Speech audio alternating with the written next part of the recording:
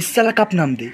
যখন Gujarat versus RCB ম্যাচে 6 ওভারে মাত্র গুজরাট 23 রান করে, তখন এই কথাটা যাচ্ছে খুব একটা খারাপ নাই, কারণ যেভাবে আরসিবি কামব্যাক করছে ইসালা কাপ নাম দিয়ে বলাটা খুব একটা খারাপ বিষয় হবে না। কারণ তুমি একটু ভাবো, মাত্র 149 রানে আরসিবিকে এই গুজরাটকে আরসিবি প্যাকেজ করে দেয়, একদম আউট করে দেয়। পাওয়ার প্লের মধ্যে মাত্র 23 রান দেয়, মাত্র 23 রান। এই আইপিএল হচ্ছে লোয়েস্ট রান, যে আইপিএলে রানের পুল হচ্ছে, সেই আইপিএলে পাওয়ার প্লেতে মাত্র 23 রান।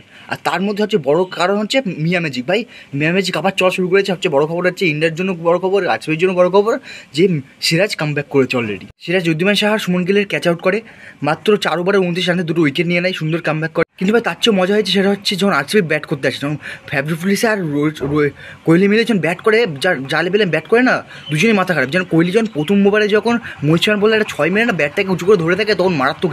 যেন মনে হচ্ছিল কোহলি তখন তার হিটার্সদের দেখাচ্ছে যে কেমনভাবে 6 মারতে হয়। প্রথম ওভারে পরপর 2 6 মারলো। প্রথমে তো কোহলি 220 স্ট্রাইক প্লাস স্ট্রাইক রেটে খেলছিল, তারপরে যখন উইকেট পর শুরু হয় তখন কোহলি বিআই। বাট মানে যতক্ষণ ওই ছিল ডুপ্লেসি ভাই একভাবে মেরে যায়। ডুপ্লেসি 23 বলে কত করে, 84 করে, 277 স্ট্রাইক রেটে খেলে। আর কোহলি লাস্টে 155 স্ট্রাইক রেট হয়ে যায়, 27 বলে 42। আর যদি আমরা গুজরাটের বোলিং সাইডে কথা বলি, জোসুয়া লিটল ভাই, শুধু একবার জোসুয়া লিটল ভাই 4টে উইকেট নিয়েছিল। আর যদি আমরা আমাদের ব্যাটসম্যানের কথা বলি, ডুপ্লি ফ্যাব আর কার্তিক ছাড়া কেউ খেলতে পারেনি, উইল জ্যাক্স, ম্যাক্সওয়েল, গ্রিন আর পাটিদার অল্প রান আউট হয়ে গেছে। চলো।